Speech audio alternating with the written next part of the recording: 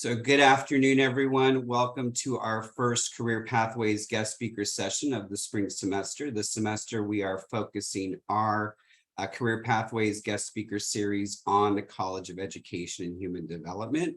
And for our first session, we have our alumni career story. And I'm very pleased to have this alumna with us this afternoon. She is one of the few people that I introduced that I actually do not have to read her bio off of a script. Kristine Benne, Christy, started as an undergrad at what used to be Southwest Missouri State, and she graduated in 2000 with her BS in psychology. And shortly after that, she moved from Missouri down to San Antonio, where she continued her education at UTSA in the counseling graduate program. I did want to mention that she did graduate with her bachelor's as a summa cum laude. She graduated with her master's degree in counseling with a 4.0 GPA, and then did her supervised hours and started as a licensed professional counselor. And Christy, you can correct me on years, but I believe it was 2008, she decided to try her hand at higher education. She started at UTSA back then as an academic advisor for undergrads. And then she was recruited away by the newly formed University of the Incarnate Word Rosenberg School of Optometry and started out as a recruiter. She then quickly moved her way up through the ranks of assistant director, then director, and then assistant dean over student services and strategic enrollment. She took a brief respite from UIW, came back to UTSA, was an assistant dean in the graduate school, and then UIW lured her back away, and she went back to work again with the Rosenberg School of Optometry as a director of enrollment management, I believe. And recently, back in October, she and her family relocated from San Antonio to Kernersville, North Carolina, where they currently reside with her husband, her 8-year-old beautiful son, and their 2 dogs, Lucy and Chewy, and their cat, Binks. If you're wondering why I can just rattle this all off without a script, that is because Christy is also my little sister. So we are thrilled, I am thrilled to have her here with me and all of you this afternoon, and I'm going to turn it over to Christy. Thank you, John. That was too kind. I'm going to share my screen here, guys. I don't know that I have to present anymore because he pretty much covered it. This is a joke. Give me 1 second. I'm still trying to get all my stuff ready. Okay, so he may not need a script, and I know it's my life, and that's kind of silly, but I do have a script. Just because, as he mentioned, this all started 20 plus years ago. So to stay on target and make sure I hit kind of the high points, I just made some notes. So first of all, I want to say thank you so much to my big brother for inviting me back. UTSA plays a huge role in my story over my career, both personally and professionally. And so it's always exciting to be able to talk with other graduate students that are, you know, considering what their possibilities and opportunities are. Actually, as he mentioned, like my whole, well, not my whole, but the high majority of my career in higher education has been with graduate students. So this is really a joy to be here. I can tell you though, that if someone had said to me at the beginning that I would be talking to you today as a stay-at-home mom, I would have laughed. John would have laughed. I think everybody that knows me would have been fairly shocked with that. But you know, as my dad likes to say, never marry a plan. And you know, personal reflection and self-awareness, I think, are super important in your career as you move through. And so that has been kind of, you know, my motivations have adjusted, obviously, as my life has changed. So that actually brings me to my next slide, which is, you know, where did I start? Because I think that's pretty much what John wanted me to talk about, kind of where I started and where I ended. What's my why?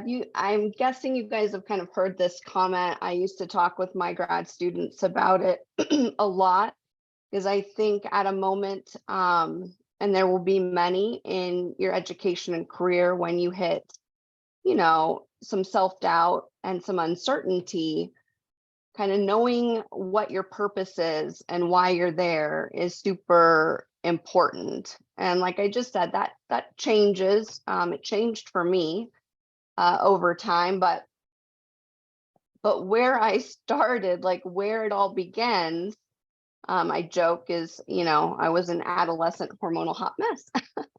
But all joking aside, like I was in high school. I was a little, I was sowing my wild oats early.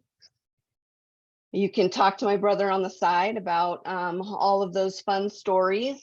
But ultimately, my parents got me into counseling. So it's kind of a, I don't know, feels like a cliche kind of beginning, but it's mine, right? So I saw this counselor and she made a huge impact on my life. She kind of straightened me out a little bit. My mom might have a different opinion, but she did. She gave me perspective. She made me feel valued and heard. And in that moment, I knew that I wanted to do something similar. I wanted to be like her, and give, you know, give back, pay it forward, however you want to put it.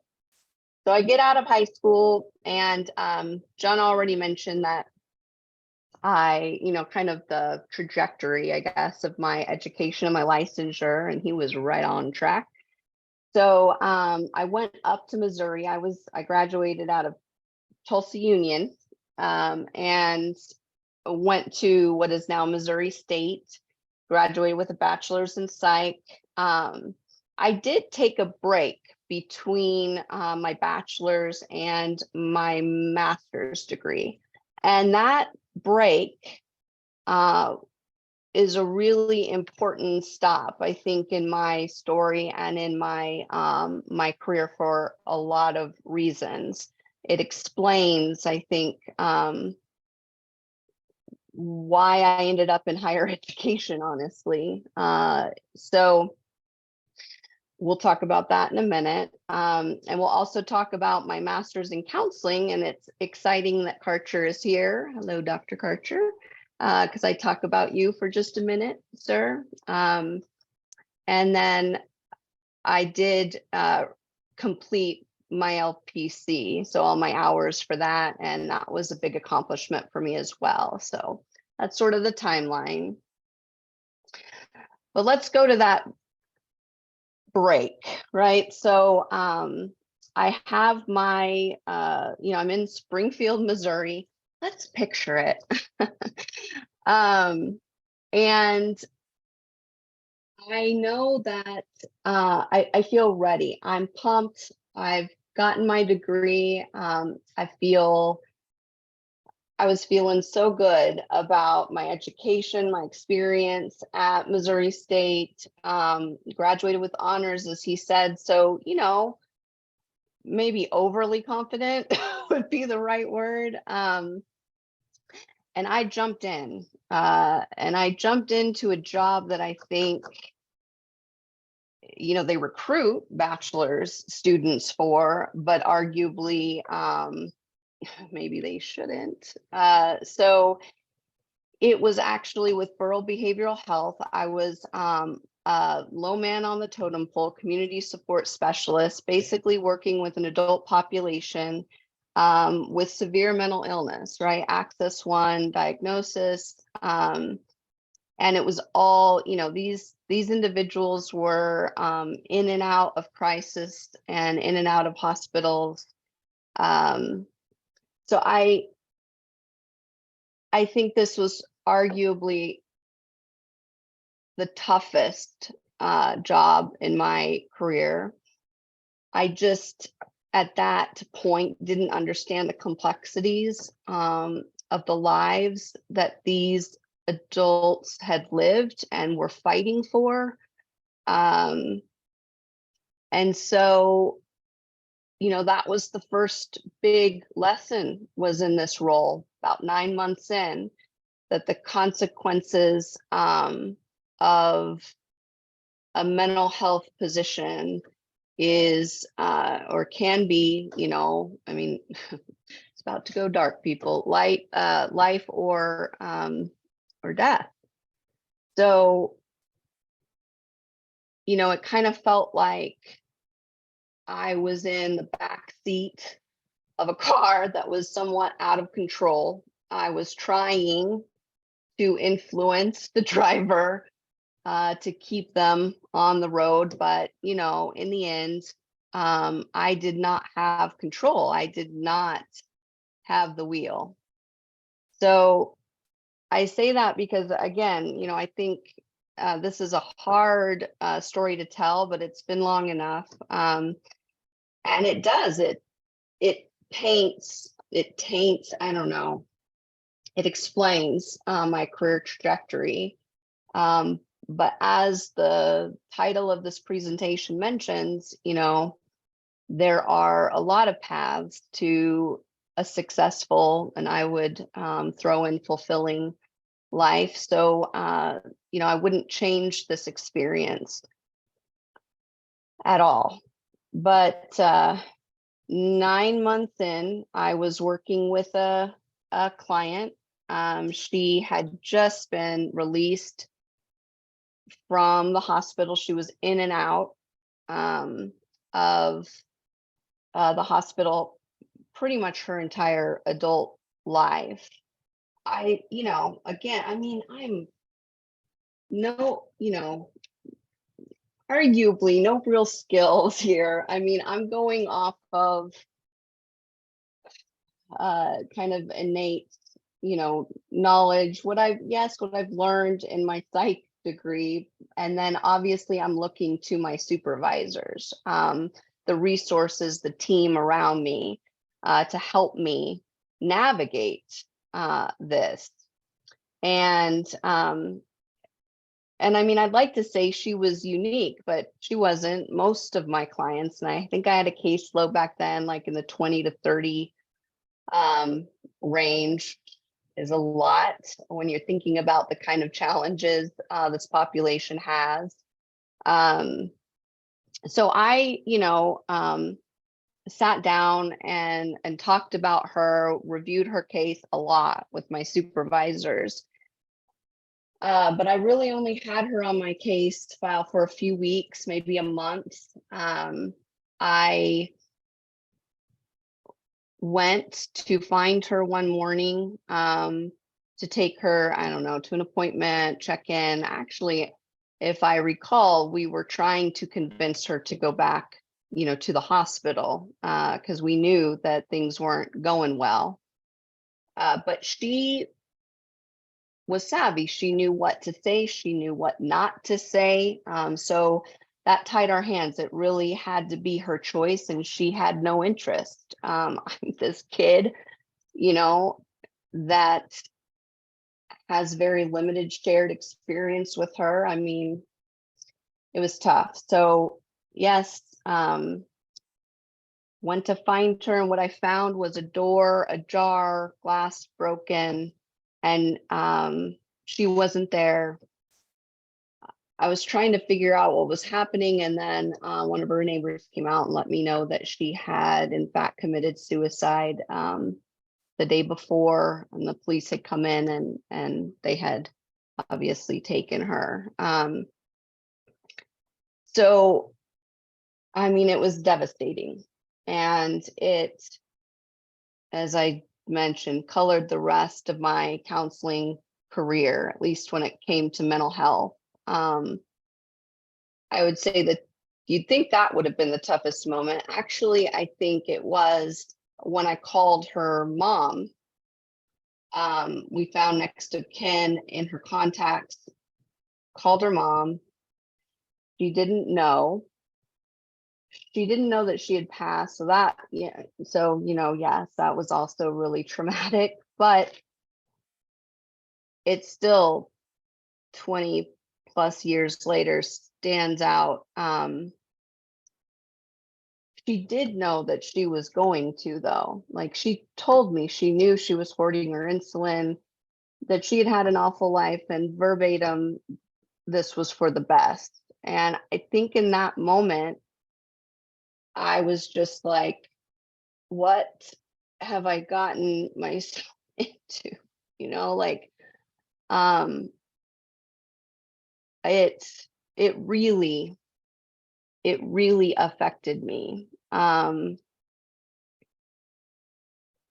great deal. So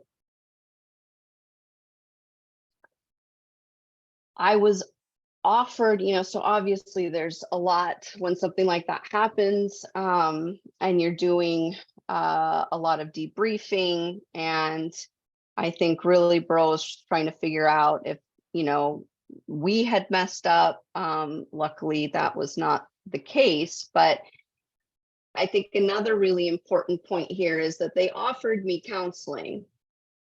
I went to school for counseling. They offered me counseling and I declined.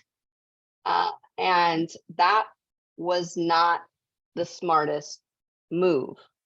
I thought I was supposed to just kind of buck up, buttercup, right? And push forward. That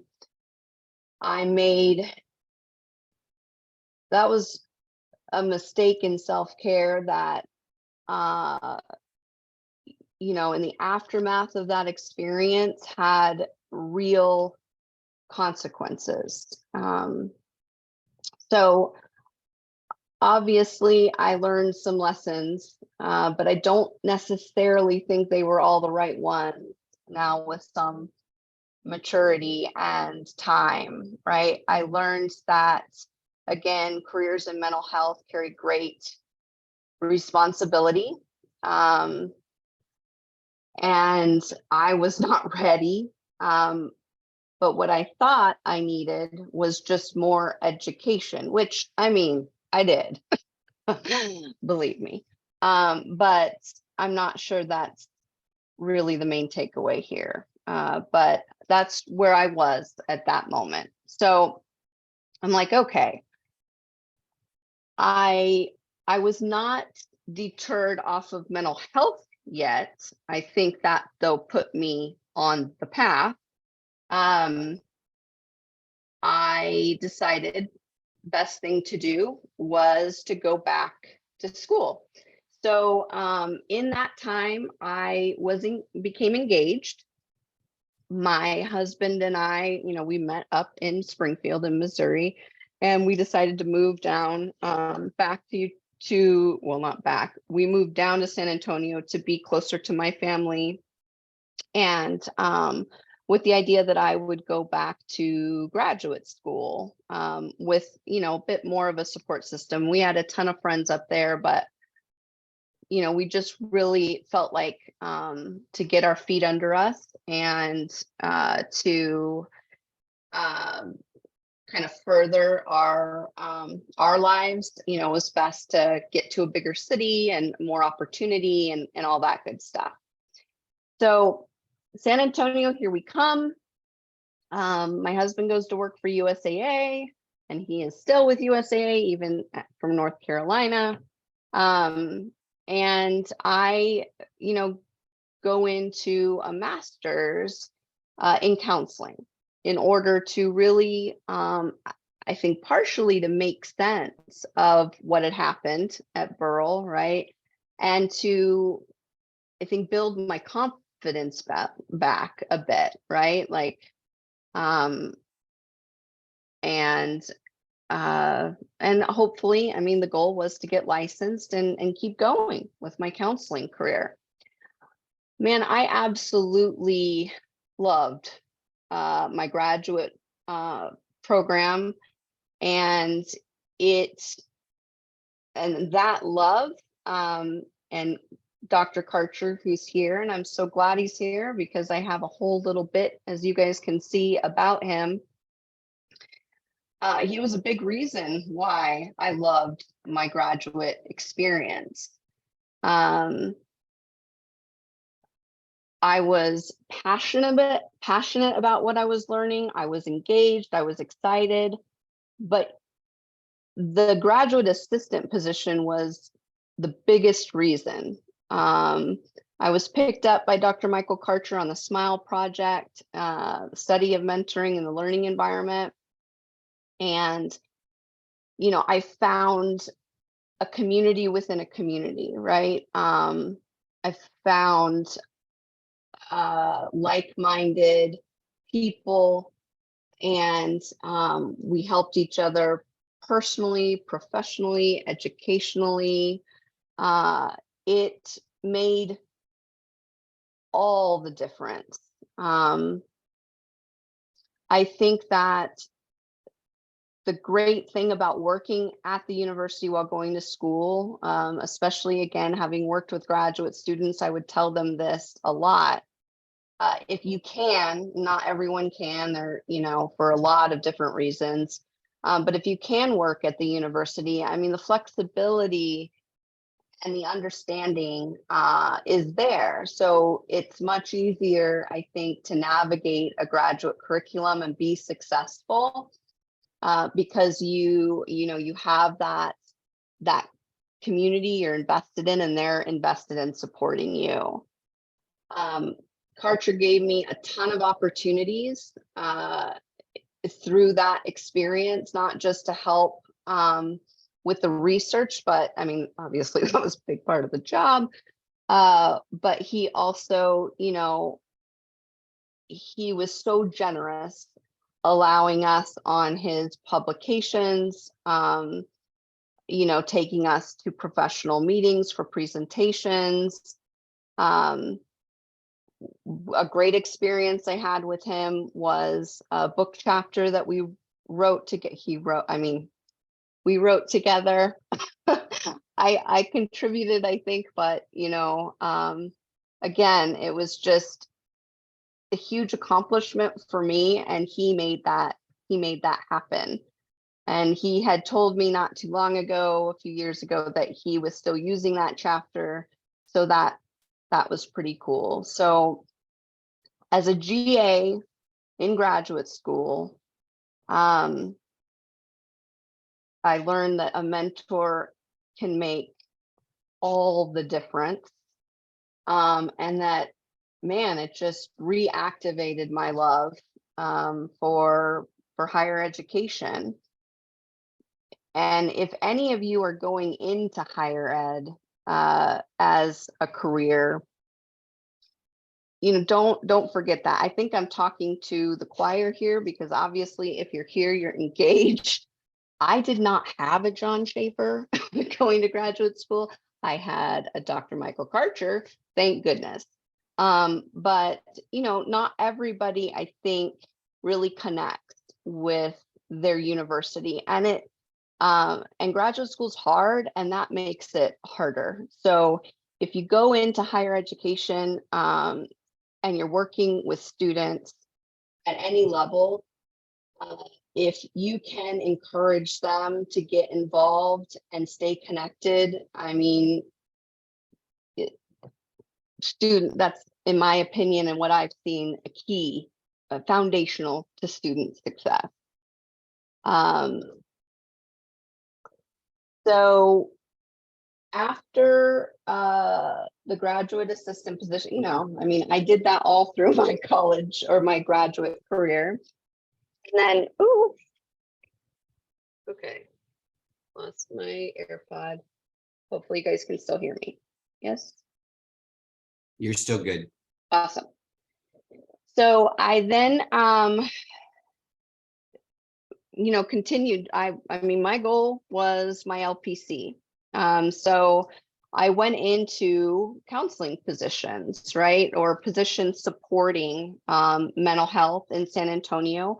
I worked for the Center for Health Care Services and Family Service Association as well. It was all children and adolescent. The first was really CBT, cognitive behavioral therapy. The second job, and again, it's also all in who you know, right? And you'll see that in my career, there have only been a few times where I've actually interviewed for a job. I mean, not that I didn't have to go through the interview, but I was kind of, recruited because of the people that I had connections with.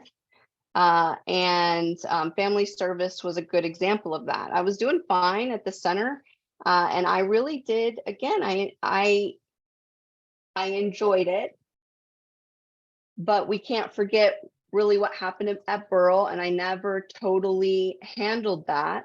I didn't take care of myself, and so those bad habits really continued. Both positions were completely outpatient. And, given the socioeconomic challenges of the families that I worked with in combination with the mental health, it was, tough, right? Because I am a control freak and that doesn't work, come to find out, in counseling. Because you don't get to make those choices for them. You get them 1 hour a week, and the rest of the time it's up to them. So really all you can hope to do, I think, and it's an important role. And those people, I mean, my best friend in the entire world, she is one of the best counselors I have ever met. And she made a career out of crisis care, mostly inpatient, but has been overseeing crisis for a big hospital system down in Georgia for the last few years. It's totally doable. And I watch her and I'm like, gosh, we're so much alike, but yet I can't leave it. I mean, I wasn't able to figure out how to leave it at work, how to set those really important boundaries for myself to be able to be successful as a counselor. I think it's super important that you recognize that you're supposed to be empowering them, right? Not fixing them, not change. I mean, yes, change, but it doesn't work if you're forcing it. I mean, they have to find those tools and use them. You help mitigate obstacles, provide resources. But in the end, you don't get to make the choices. And I have to say, unfortunately, I struggled a bit with that. so it was important for me to kind of sit back and say, okay, where, again, self-reflection, right? And self-awareness. I had great connections with my clients, and it really wasn't that, but I felt like for my own sanity, I needed to really think about where was I most happy so that I could have more in the tank at home for my husband and for my family. Um, and I thought, well, geez, Karcher, I was most happy in my graduate program. I was most happy in higher education. So I transitioned. I was like, let's try it. I knew that in my counseling program, they did some of the options for like your internship and stuff was in advising. Those skills are definitely transferable. So I found myself stepping into an academic advisor role back at UTSA in 2008.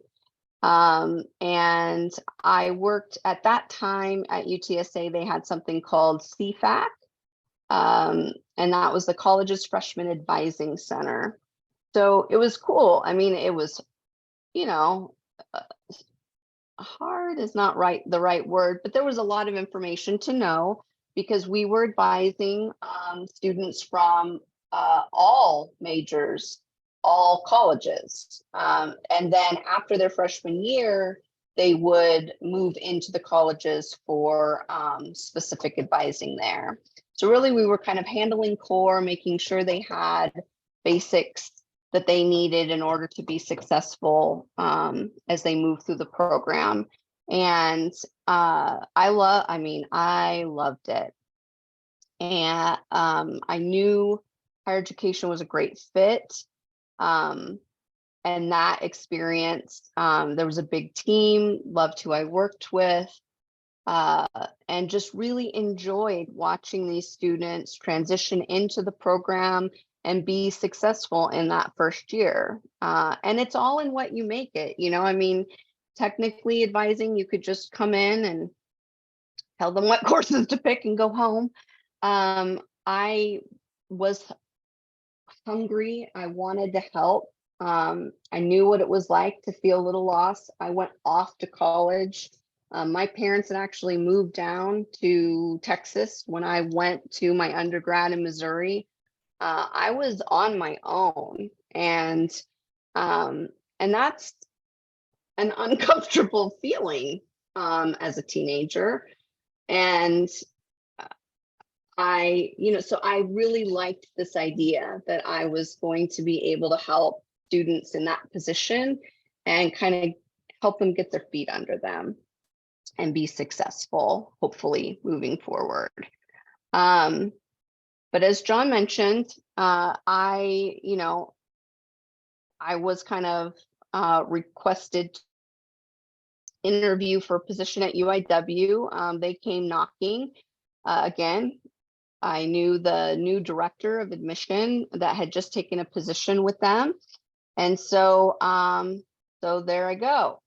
I interviewed. And really, it was my time at UIW RSO. So UIW Rosenberg School of Optometry. Sometimes I'll call it RSO. Sometimes I'll call it UIW RSO. It was one of the most fulfilling points. In my career, it was the longest, certainly, with tons of professional opportunities. But I think the same thing that made it amazing, all those opportunities made it very challenging. And that's that it was a startup program. So at the time, there were about 21 optometry programs in the United States, and we were one of them. And we were brand new. I came in February of 09. And we were bringing in a fall class for fall of '09.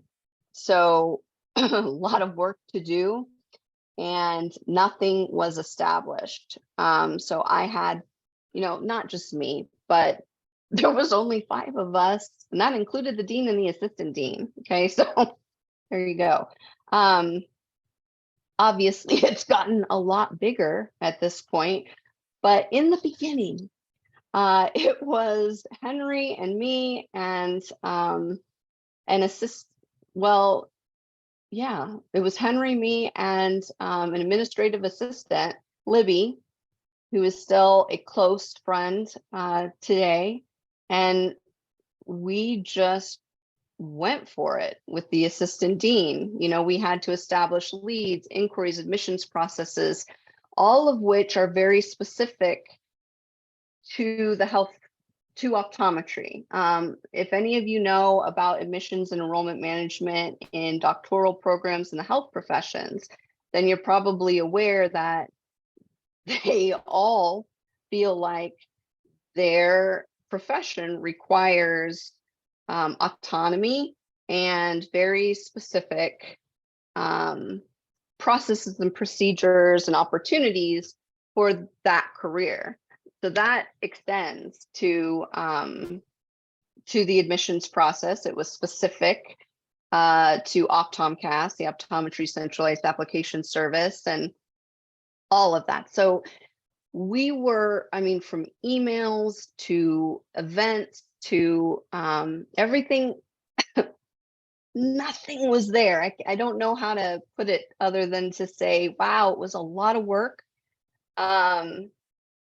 It was the best kind of work, though. But again, boundaries had none. So I was working, 10-hour, 12-hour plus days.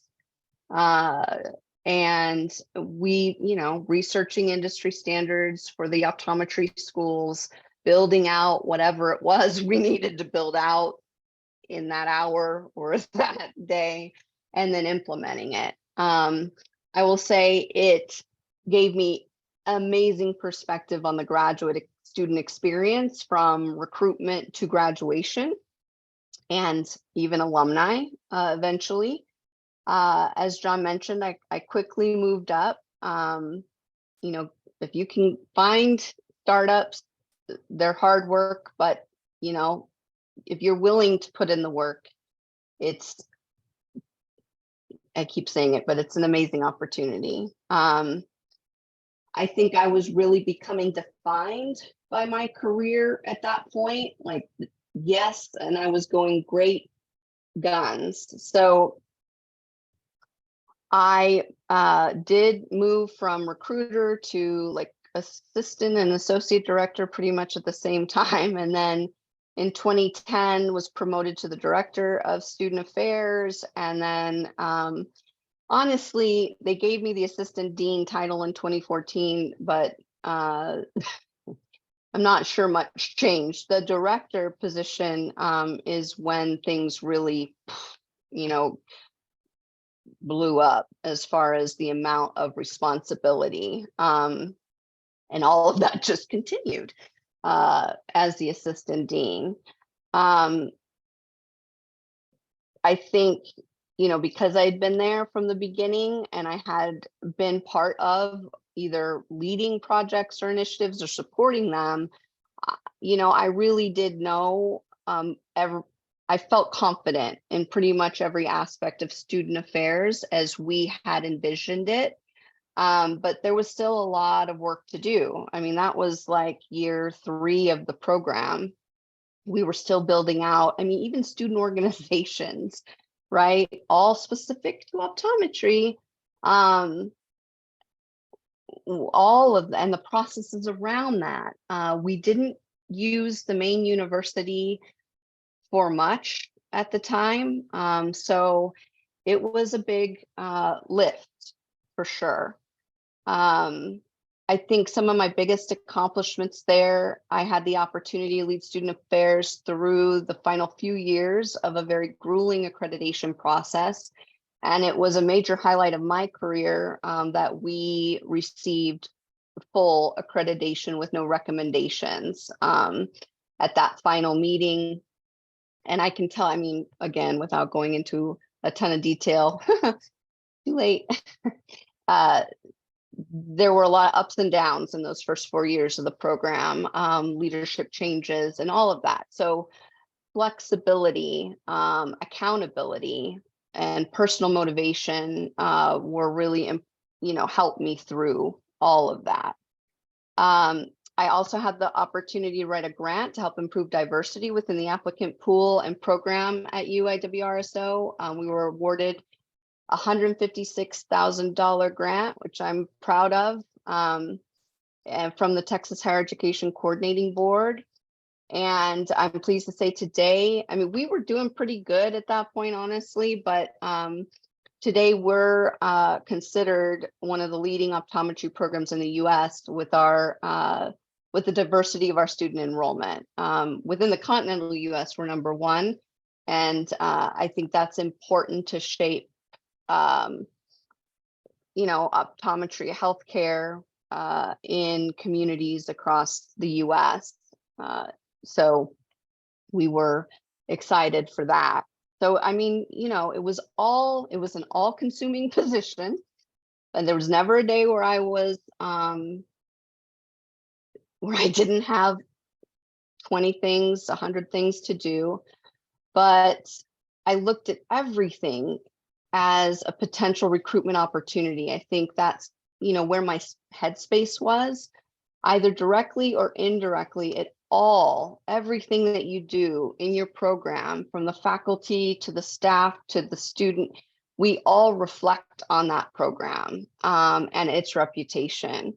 So, trying to not just fill a class, but seat a class of qualified individuals, diverse individuals who will be a benefit to the profession, it's a challenge. So I just want to point out the picture here is one of the only one, well, I've got a few that are personal. This is one, and it's because that is the first, first of all, I think it's a good example of everything we were responsible for. This was graduation, and we put on graduation. Student Affairs was in charge of it for the School of Optometry. So everything you don't see and everything you do see went through us. And in addition to that, that night, I was, the dean made an announcement at that event that I had been promoted into the assistant dean role, which is pretty cool. I also think I was pregnant at that point and didn't know it. This would have been May of 2014. Yeah. So everything changes, right? My whole identity is wrapped up in my career, not in the healthiest of ways. And then I decide, oh, well, my career's all consuming. Let's add a life to be responsible for. It forces you to reevaluate, to reprioritize. It took me a little bit, but that was the start, right, of this new chapter in my career and my life. Isn't he adorable? Such a cute picture. So I'm still at RSO. I was there until 2017. And then my brother called me up one day and said, hey, UTSA is looking for an assistant dean in the graduate school. Want to take a look? And I thought to myself, yeah, this job again at RSO, it was so wide, right? I mean, when you think about student affairs, we're not leveraging what the main university offered. We were offering kind of a one-stop shop in-house. So that's a lot of services. not to mention admissions and recruitment, right? The only thing we didn't have was really campus, well, like dorm, campus life kind of stuff. So with that, I thought, okay, let's do the assistant dean for strategic. It eventually becomes the assistant dean for strategic enrollment and management. I was actually hired under a different title. I get there a few months later, there's a pretty big change in the graduate school. Like everyone that I was hired with, as far as the team of leadership, left or were, yeah. So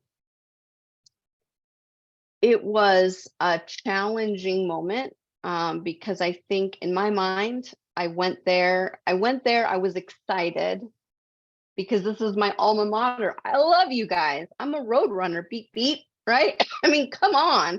To be able to take the skills that I've acquired in my higher education career and give it back to UTSA was just, it still excites me to think about. But I, reference back to that adorable little baby that I just showed you. And I think that, I went there looking for a more balance in my life.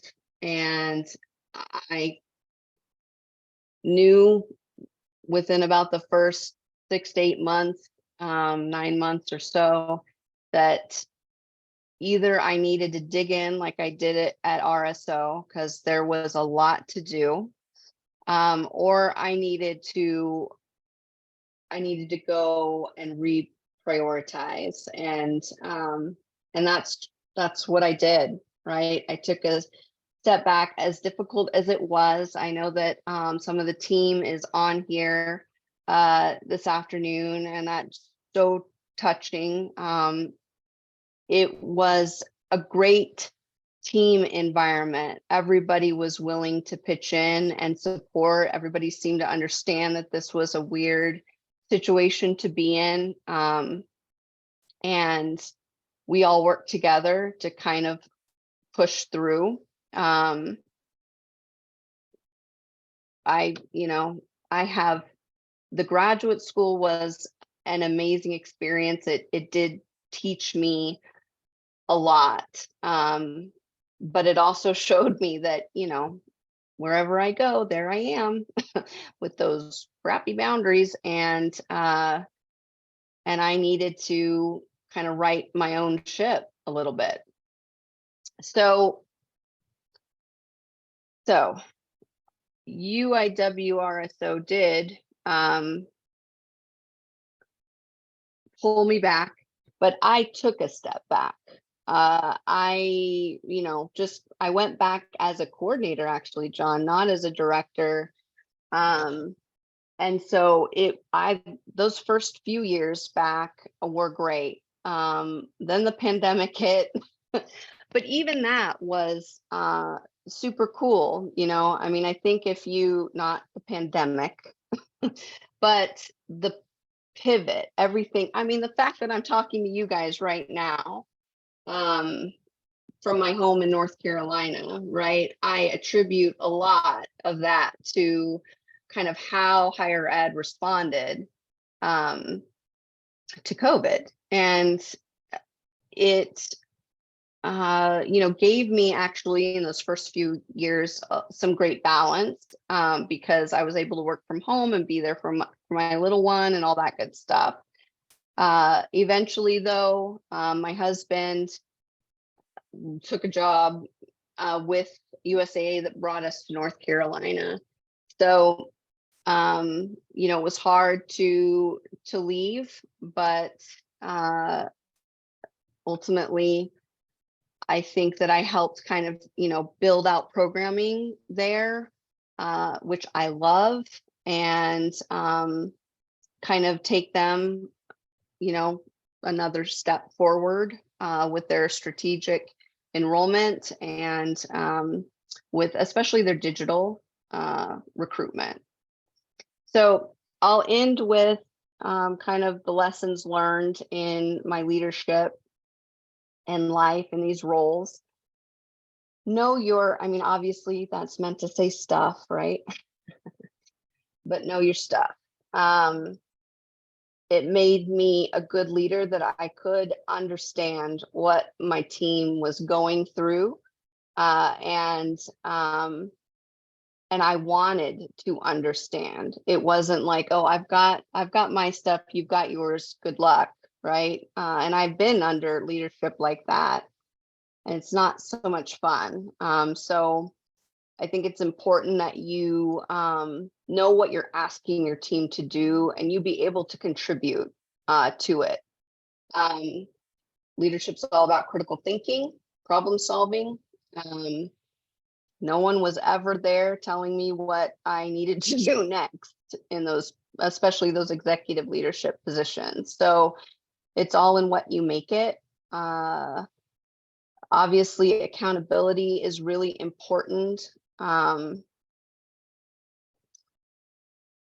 know, if there is an issue, you need to be able to say, here are some options to fix it. Thing that bothers me always the most, which I was lucky, rarely had either at UTSA or at RSO. When they came to me with a problem, they came to me with, with options, or we would brainstorm options to fix it. And I appreciate that.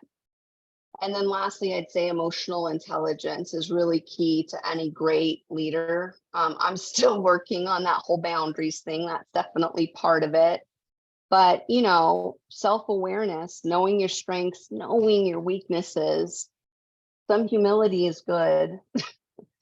Use your team, integrity, all of that is part of kind of your EQ and super important.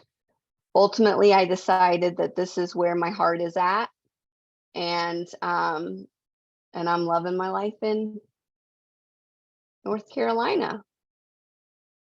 Thanks, guys. That was pretty much it.